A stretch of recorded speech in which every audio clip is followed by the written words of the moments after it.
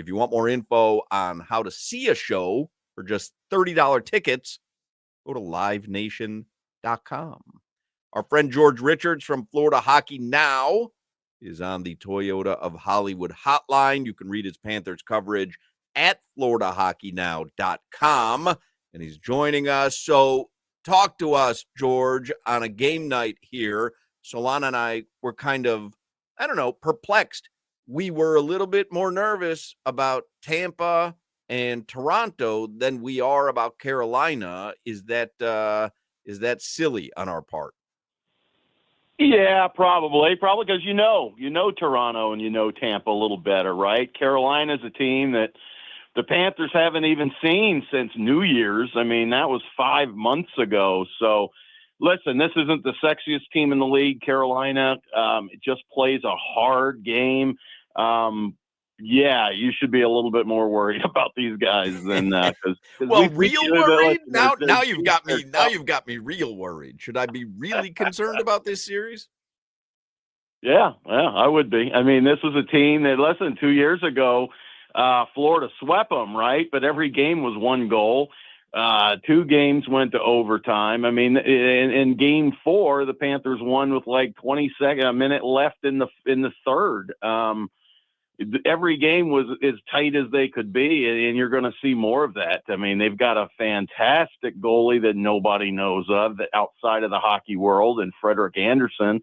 I mean, Carolina's played 10 playoff games, right, against New Jersey, which was hurt. The New Jersey series was a joke. They should have swept that series. They won in 5, but they completely shut down the Washington Capitals. Freddie Andersen's given up 12 goals. 12 in 10 games. I mean, he is just on, and getting pucks past him is going to be tough. I should bet the under tonight. Is what I would bet the under. Yes. What you're telling me? What kind of hockey it's 5.5. Are you? It's 5.5. I believe. It's got to be. If it's lower than 5.5, I'd be shocked. So, what kind of series are you expecting from these two teams then? Like, what kind of game should we expect tonight? Really tight, close to the vest? Yeah. I think so. I think both teams like playing that way, though. I mean, it's, again, how many games did we watch during the regular season where people were complaining that the Panthers were just boring them to death? Well, that's how the Panthers love playing, and that's what gets them wins. Same goes for Carolina. We're not going to see a whole lot of wide open chances on either side. I think it's going to be a series where it's going to be defined by who makes a mistake, who decides that, I'm going to make a play here, and it gets turned the other way. And even then, when even when a team makes a mistake, you've got Sergei Bobrovsky in one net and Freddie Andersen in the other. So even when you do break through the defense, you've got 2 great goalies back there. So yeah, it's going to be tight. It's going to be low scoring. I'll watch tonight be 7-5. I mean, who knows? I mean, it's one of those, but, that's what we expect anyway. I was reading about Frederik Andersen, George, how great he is, especially with pucks sent towards goal for deflections. Anything that gets near the goal, he's awesome at deflecting those pucks. Yeah. I know that's something the Cats are elite at, right? Like, that's how they literally took the air out of the Scotiabank Arena the other night after the goal was scored. 18 seconds later, here comes a quick deflection, and the game was over. Will that change the Cats' game plan at all, or are they still just going to be extremely reliant on the forecheck and try to win it that way? Oh yeah, for sure. That's their DNA. That's how the Florida Panthers have been playing for the past 3 years. They are not going to change. They're going to go hard to the net. They're going to try and get in his line of vision. They're going to try and take Freddie Andersen's eyes away, and Carolina's going to do the same. They've got big guys. They've got guys that are going to get in front of the net and try and disrupt Sergei Bobrovsky. But, listen, you nailed it. Freddie Andersen doesn't really give up many rebounds. You saw that was a problem with Joseph Woll for Toronto. Now, Anthony Stolarz is pretty good, but he wasn't in goal for Toronto. Woll was, and he gave up a lot of big rebounds. Florida didn't even cash in on half of them. So, when those pucks come off, the Panthers are going to have to be right there to clean up. And we saw Anton Lundell get a couple of those pucks.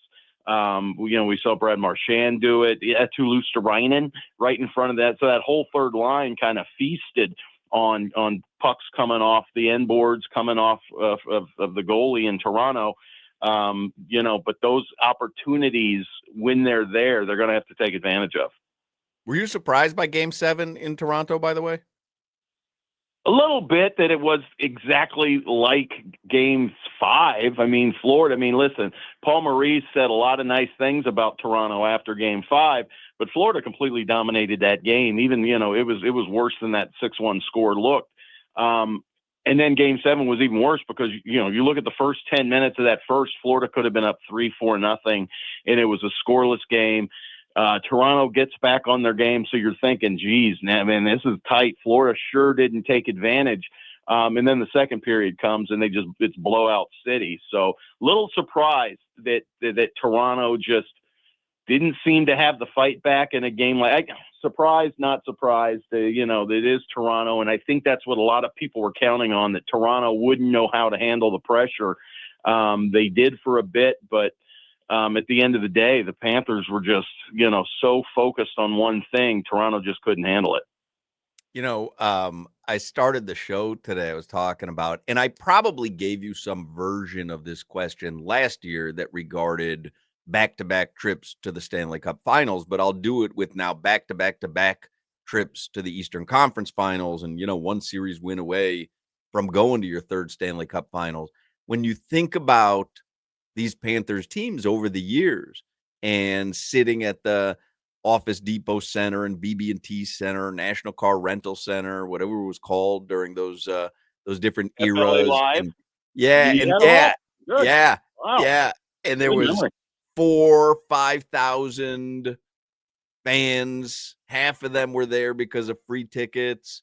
Like, if I said to you in 2025, the Panthers are going to be in their third Eastern Conference Finals in a row and maybe be going to the Stanley Cup Finals for the third time in a row and maybe win back-to-back cups, like they would have looked at us like we were crazy. Crazy. Yeah, unbelievable. Yeah. Like we can't go to the sub shop across the street and get free tickets anymore. I mean, what's going on? I mean, you remember that in 2012. Stacks of tickets. Randy Moeller used to have a brick of tickets in his top left pocket that he would give to the writers. Hey, tell your friends, but make sure they scan all 8 tickets so we get. That's how bad it was.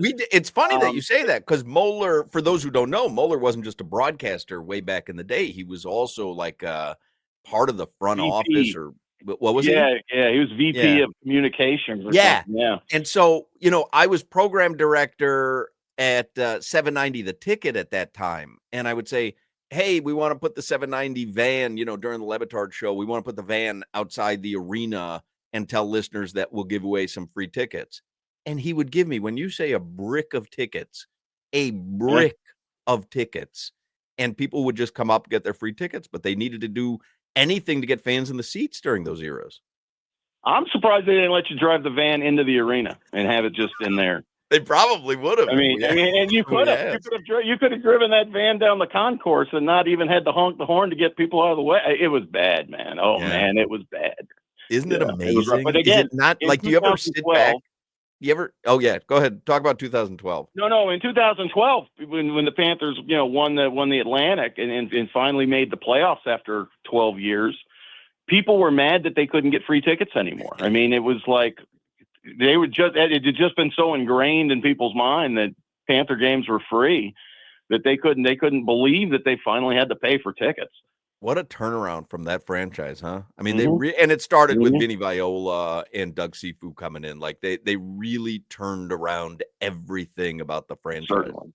And Bill Zito, we were singing his praises.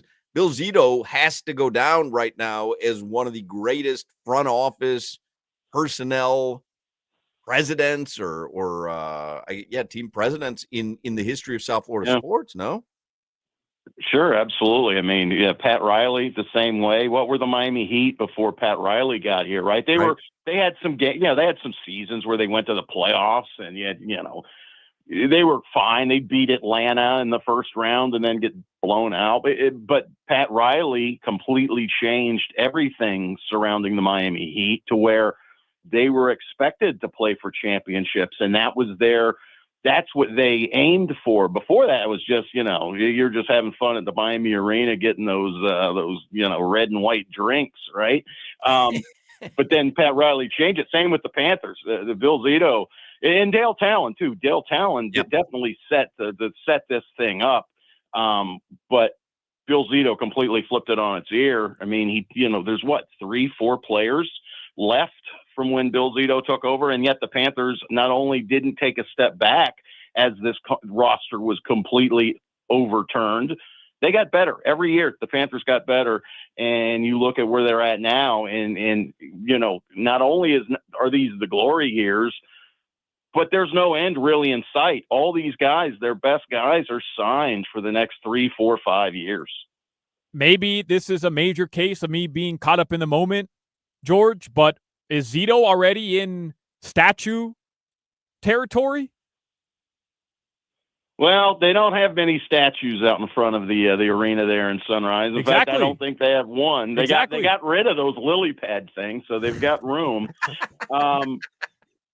Yeah, I mean, listen, if you win let's just see what happens. But listen, they've already won the Stanley Cup. I mean, you look at, for years it was just, the banners up in the arena were, for Celine Dion, and now you've got all these real banners. And there's how many of these guys are going to have their numbers retired? Zito's definitely going to have his name one of those honorary. Paul Maurice too. I mean, there's just that whole roof is going to be filled with banners. Pretty amazing. Again, read your Panthers coverage online, FloridaHockeyNow.com. George Richards hopefully will be joining us for still several more weeks if they can continue on this road to a repeat. Thank you, George. You got it, guys. We'll see you. There you go, George Richards, FloridaHockeyNow.com.